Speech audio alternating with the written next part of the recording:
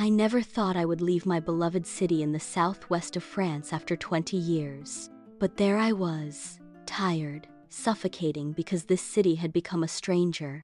These streets went from a safe space to a scary one. These old pavements where I would stumble at times didn't feel romantic anymore. What changed, you'd ask? Well, everything. People used to smile, maybe because there weren't that many people. Now, there are way too many. Many moved here because they thought life would be better, or because life was hard in their previous town. But for those of us who love our city, its traditions and culture, it can feel harder to recognize what it has become. When I walked past the old library shop, I asked myself if I had become the stranger. Maybe it was time for change because I wanted a different life. I didn't feel safe in these memory-filled streets. Robbery, all sorts of crimes had become a usual occurrence. I used to smile at people, but now I walked past them like a ghost. And so, I moved. To a village I already knew, but I had no idea if I would be able to be a village girl. Moving was hectic. I didn't sleep for 3 days, but it was the best decision of my life. I left the noise behind to start over somewhere quieter. I watched them wrap my armchair, and it suddenly felt like I no longer belonged there. My desk, scarred by years of work, groaned as they lifted it onto the metal ramp of the truck. The wood scraped against the steel, a harsh final sound that echoed through the empty hallway. One by one, the rooms turned hollow. Pictures came down, leaving squares of unfaded paint on the walls. Books were shoved into cardboard, silencing the shelves. I walked through the living room, then the bedroom, my footsteps sounding too loud on the bare floorboards.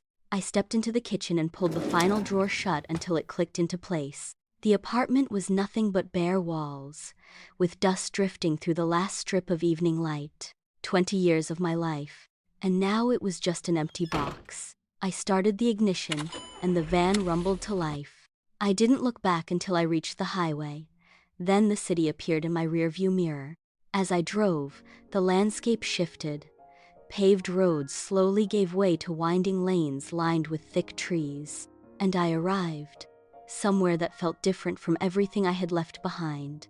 Now, I had a big house and a massive garden instead of a small apartment. There were boxes everywhere, but I was finally home. My first night was the most peaceful one I had for years. The owl's sound is the only I heard, and it was soothing.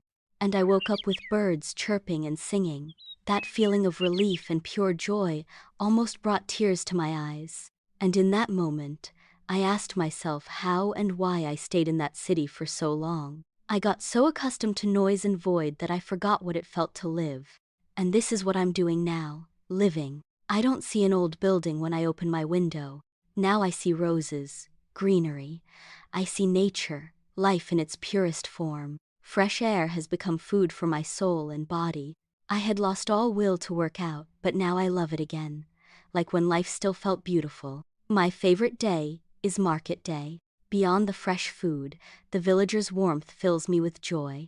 This is what I was looking for, authenticity. I hadn't changed. I lost myself, and I wanted that self back. I found myself standing on a small stone bridge, watching the stream below pull dead leaves towards the river. I wanted that happy, smiling girl back. I've never feared change, only waiting for the right moment. I stood perfectly still, breathing in the scent of wet stone and pine, just listening to my own heartbeat in the quiet.